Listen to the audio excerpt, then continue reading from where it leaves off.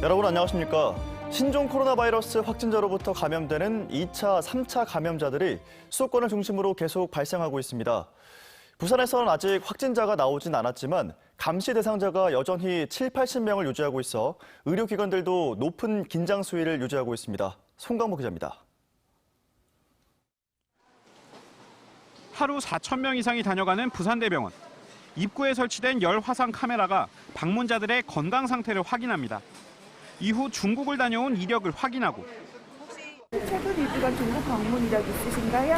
없으시고요. 이름과 연락처를 적고 손 소독을 한 뒤에야 병원 건물 안으로 들어올 수 있습니다. 출입구도 25곳 중 단 5곳만 열고 통행을 제한하고 있습니다. 평소 환자나 병원 방문객들이 자주 이용하던 통로입니다. 하지만 지금은 이렇게 완전히 통제된 상태입니다. 중국을 방문했거나 열이 나는 사람들은 병원 밖에 마련된 선별 진료소로 보내집니다. 상태가 심각한 사람은 음압병실로 옮겨져 감염 여부를 검사받게 됩니다. 내원객들은 불편한 상황은 어쩔 수 없지만 불안감을 떨칠 수는 없다고 말합니다. 사람들 사이에도 병이 어려울까 싶어서 되게 좀 불안하다는 좀 안 좋고 뭐 이래 물 한 물 물래도. 부산에 바이러스 감염 확진자는 아직 없지만 80명이 격리나 감시 대상에 올라 있습니다.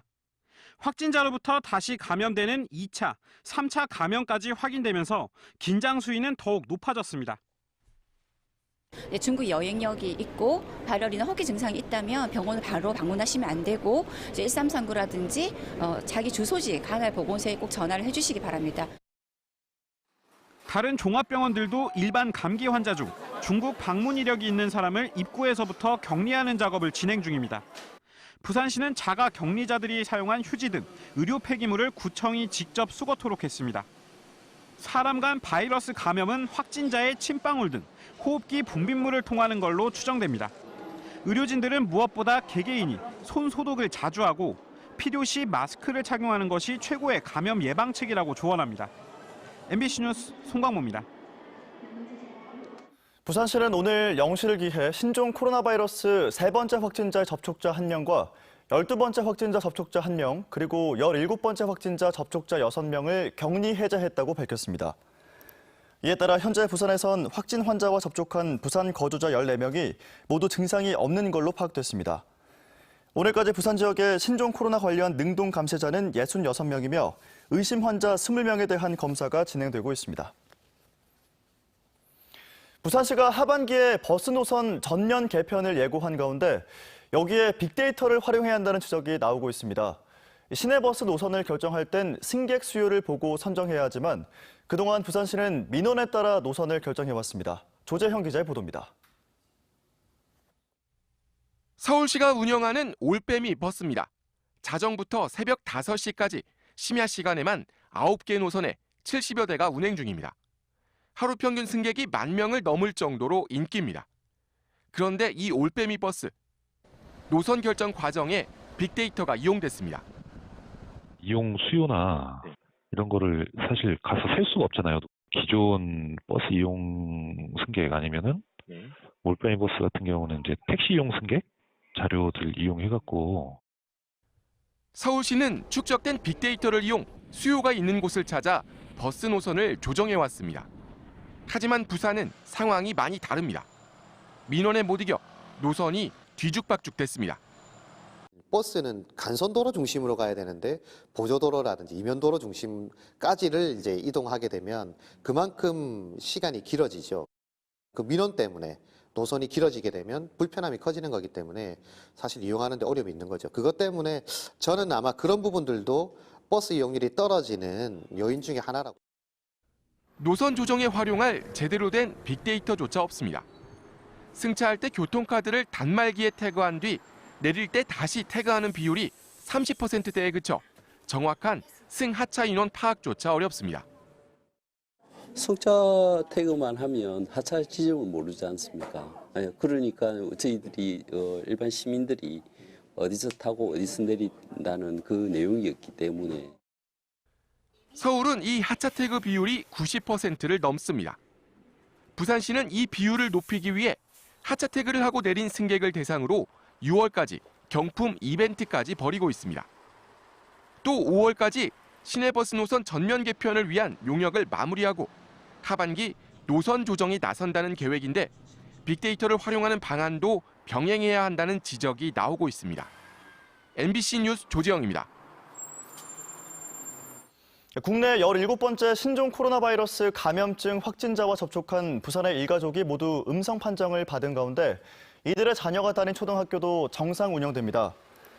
부산교육청은 접촉자 부부와 자녀 등 5명에 대한 바이러스 잠복 기간이 어제자로 종료됐으며 자가격리 해제를 위한 정밀검사에서도 음성 판정을 받는 등 특이사항은 나타나지 않았다고 밝혔습니다. 부부의 자녀가 다니던 초등학교도 내일부터 정상 운영되지만 해당 학생은 5일 동안 등교하지 않고 가정학습을 진행할 예정이라고 덧붙였습니다. 신종 코로나 바이러스 감염증 사태로 혈액 수급에도 비상이 걸린 가운데 각 기관들의 단체 헌혈이 잇따르고 있습니다. 부산시는 혈액 수급 안정화를 위해 지난해보다 한 달 앞당긴 오는 12일 부산시청 1층 대회의실에서 직원 단체 헌혈을 진행할 예정이라고 밝혔습니다. 부산경찰청, 부산혈액원 직원들도 같은 시각 시청 내에서 단체 헌혈에 동참할 예정입니다.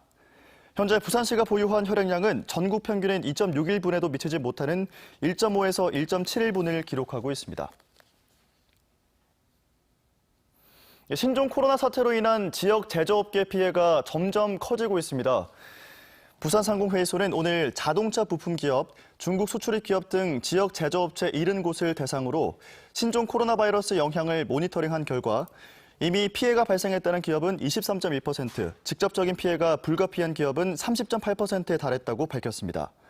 피해 유형은 원부자재 수입 차질이 절반을 차지했고 수출 지연 35%, 중국 현재 공장 중단에 따른 납기 지연 10%, 중국 내 수요 감소 2.5% 등이 그 뒤를 이었습니다.